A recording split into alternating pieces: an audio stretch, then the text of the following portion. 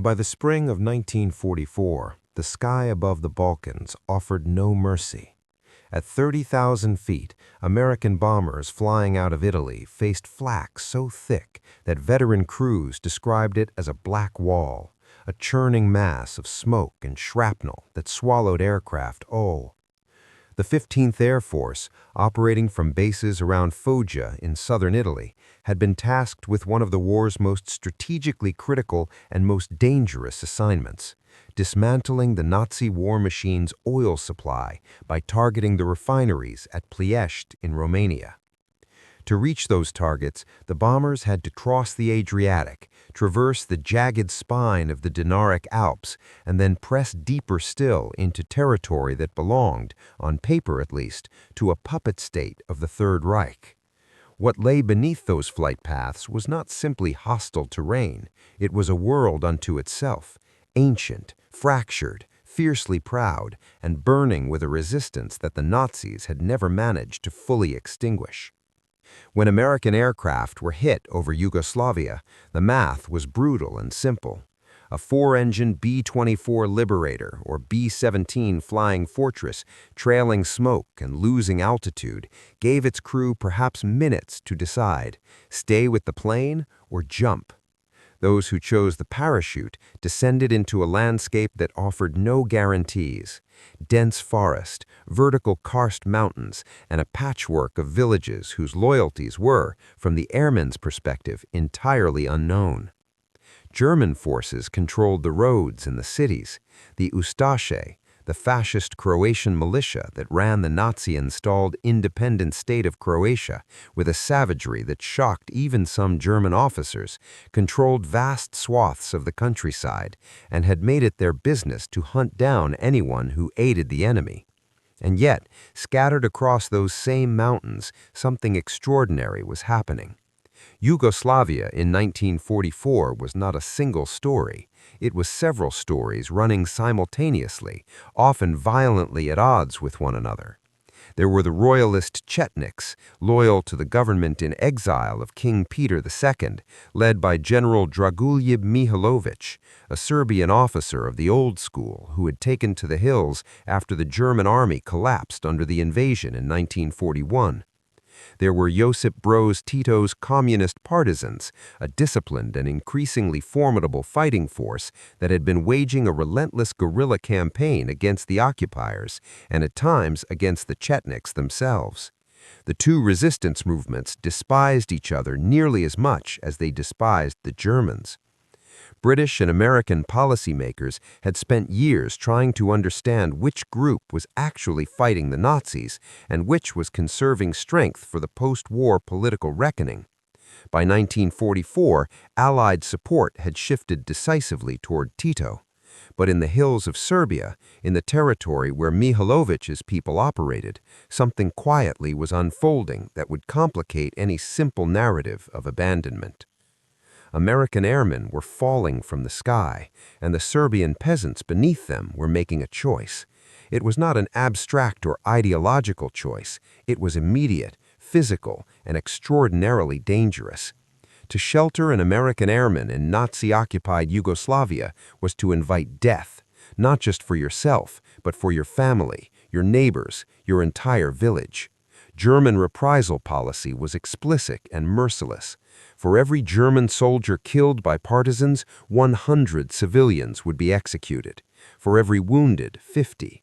The arithmetic of collaboration and resistance was written in blood, and every family in occupied Serbia understood it. And yet, when American parachutes drifted down into their fields and forests, villagers ran toward them. They hid them in barns and cellars. They fed them from their own meager stores. They passed them from family to family through networks of trust built on nothing more substantial than shared humanity and a fierce ancestral hatred of foreign occupation. The airmen who survived the descent found themselves in a situation that almost defied comprehension. One moment they had been flying in formation at altitude, part of the most technologically sophisticated military operation in history. The next, they were sitting in a Serbian farmhouse, eating cornbread and drinking rakia, unable to communicate with the people risking everything to protect them. The language barrier was absolute, the cultural distance was vast, and the danger was constant and immediate. German patrols swept through villages, informers existed, the Ustaše had agents everywhere. Every day that an airman remained in a village was another day that the families sheltering him gambled their lives. Some airmen were captured, some were betrayed, but a remarkable number were not. And as the months of 1944 progressed, the numbers of stranded American flyers in Serbian territory grew from dozens to hundreds. Word reached the Office of Strategic Services, the OSS, America's wartime intelligence agency, that something unprecedented was happening in the hills above the Morava Valley. A network, informal and improvised but surprisingly resilient, was keeping American airmen alive in the heart of enemy territory. The OSS sent in a team to assess the situation. What they found was staggering. General Mihailović's Chetniks, officially abandoned by the Western Allies in favor of Tito, were actively organizing the collection and protection of downed American flyers. Mihailović himself understood the strategic logic clearly. The Americans were the future, and whatever happened in the post-war world, having American blood on his hands was unthinkable, while having American goodwill might prove essential. But it would be reductive to explain the rescue effort purely in terms of political calculation. The Serbs who sheltered these men, the villagers, the farmers, the priests, the women who brought food to hidden cellars, were not making geopolitical calculations. They were acting on something older and more instinctive than strategy. The OSS officer who became the central figure in what followed was Captain George Musulin, a Serbian-American whose heritage gave him not only the language, but a deep intuitive understanding of the world he was entering. Musulin parachuted into Serbia in late May 1944 and immediately began the work of turning a desperate improvisation into something that might actually function as a rescue operation. The obstacles were immense.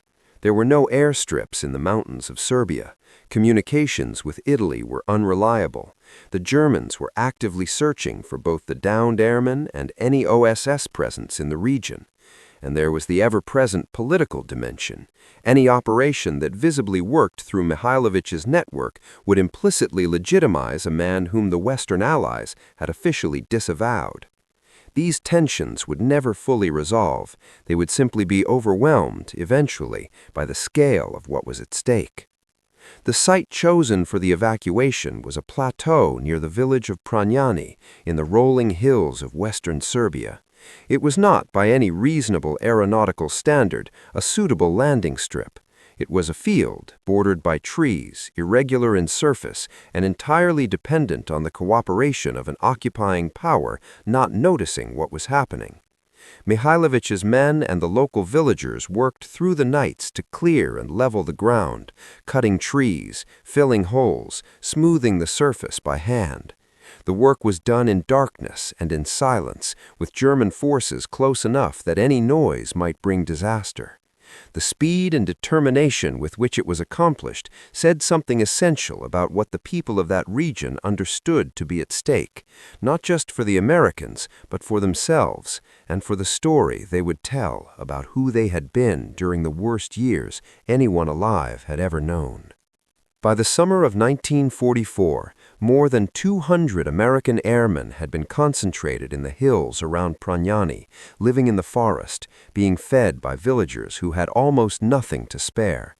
The airmen came from across the United States, from the industrial cities of the Northeast, from the farms of the Midwest, from the sun-baked towns of the South. They were navigators, bombardiers, tail gunners, pilots. They ranged in age from 18 to their late 20s. Many had been in country for weeks or even months. They were malnourished, many were injured, some were gravely ill. They had been kept alive through an extraordinary collective act of will by people whose names they could barely pronounce and whose language they could not speak. What passed between them in those weeks, the gestures, the shared meals, the long silences of mutual incomprehension that somehow shaded into something resembling trust, belongs to the part of history that is rarely captured in official records. The operation that extracted them was codenamed Halyard. It was, in its conception and execution, an audacious gamble. The plan called for C-47 transport aircraft to fly from Italy, cross the Adriatic in darkness, navigate to a field in enemy-occupied Serbia using only the most rudimentary radio contact, land on a handmade dirt strip, load as many men as possible, and return to Italy, all without being detected by German radar or intercepted by Luftwaffe night fighters. Every element of it was dangerous. Several elements of it bordered on impossible, and it was approved in part because there was no alternative that preserved the most fundamental obligation that any military organization owes to the people who fly its missions. The first aircraft touched down at Pranjani in the early hours of August 10, 1944. The scene that greeted the crew was one they would never forget and struggle ever after to adequately describe. Hundreds of American airmen emerged from the tree line, many limping, some being carried, all of them moving toward the sound of the aircraft's engines with an urgency that went beyond relief into something rawer and more elemental. They had been in the mountains for weeks and months. They had watched German aircraft fly overhead. They had heard rumors and counter-rumors of rescue that never came. And now, in the darkness of a Serbian summer night, American aircraft were on the ground, and they were going home. The C-47s loaded and took off in rapid succession, engines straining on the rough field, disappearing back into the darkness toward Italy. More flights followed over subsequent nights.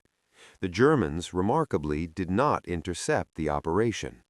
Whether through intelligence failures, the effectiveness of the deception measures, or simple fortune, the Halyard missions proceeded without the catastrophic intervention that everyone involved had feared. Over the course of several weeks, more than 500 American airmen, some accounts put the number significantly higher, were evacuated from Yugoslavia. It was the largest rescue of American personnel from enemy-occupied territory in the entire European theater of the war. By any measure, it was one of the most extraordinary operations of the conflict. What makes the story of Operation Halyard something more than a remarkable military episode is what surrounds it, the texture and weight of the human relationships from which it emerged. The rescued airmen returned to Italy, were debriefed, and many were eventually returned to the United States. They brought with them memories of specific faces, specific villages, specific acts of generosity performed under conditions of mortal risk. Some of them spent decades afterward trying to repay a debt they understood could never actually be repaid. They spoke at public events. They wrote letters to their representatives in Congress. They sought, with a persistence that outlasted their own youth, to ensure that the people who had saved them received some measure of official recognition. Those people, Mihailović and his network, received instead a very different fate. As the war ended and the political architecture of post-war Europe took shape, Yugoslavia fell within the Soviet sphere of influence. Tito's partisans, the officially recognized Allied resistance force, emerged as the governing power. Mihailović was captured in 1946, tried for collaboration with the enemy in war crimes, and executed by the new communist government. The complexity of his wartime record, the evidence of genuine resistance alongside accusations of accommodation with Axis forces, the documented rescue of hundreds of American airmen alongside atrocities committed by forces under his nominal command, was flattened in the official verdict into a single usable narrative. He was the collaborator. He was the traitor. The Americans whose lives his network had saved were not called as witnesses at his trial. Their testimony was not entered into the record. The veterans of the Halyard mission spent years carrying this as a specific and personal injustice. They had been there. They knew what the Serbian villagers had risked. They knew what it had cost the people of Pranjani and the surrounding hills to do what they had done. And they knew that the official history being written left that cost unacknowledged and that sacrifice unrewarded. The Cold War made everything complicated. Yugoslavia's relationship with the Soviet Union, and then its notable break from Moscow under Tito, created a geopolitical environment in which any American acknowledgement of Mihailović's role in saving American lives could be read as a political statement with contemporary implications. The rescued men found that their own government, for reasons of diplomacy and strategic interest, was reluctant to say plainly what they knew to be true. The declassification of OSS records in the years after the Cold War gradually brought the operational details of Halyard into the public record. Historians could reconstruct the flight logs, the radio communications, the debriefing reports. They could trace the movement of airmen from crash sites through the villages to Pranjani and then back to Italy. What the documents could not fully capture, what they could only gesture toward, was the moral reality of what had happened in those Serbian hills. A population living under brutal occupation, with every incentive to look away and every reason to fear the consequences of involvement, had chosen to act. They had chosen to see the men falling from the sky as human beings whose lives mattered, and they had staked their own lives on that choice. The American airmen who came home from Yugoslavia understood this. In the years and decades that followed, as they aged and watched the political world arrange and rearrange itself around the events they had lived through, many of them kept trying to say it clearly. We are alive because of what those people did. We are alive because Serbian peasant farmers, whose names we often never learned, hid us in their barns and fed us from their own tables and led us through the mountains in darkness and did not betray us when betrayal would have been safer and easier and perhaps even profitable.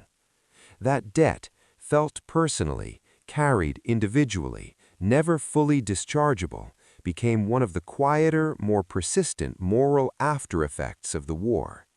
Not everything that happened in the mountains of occupied Yugoslavia ended up in the official record, but it happened. The men who came home were proof.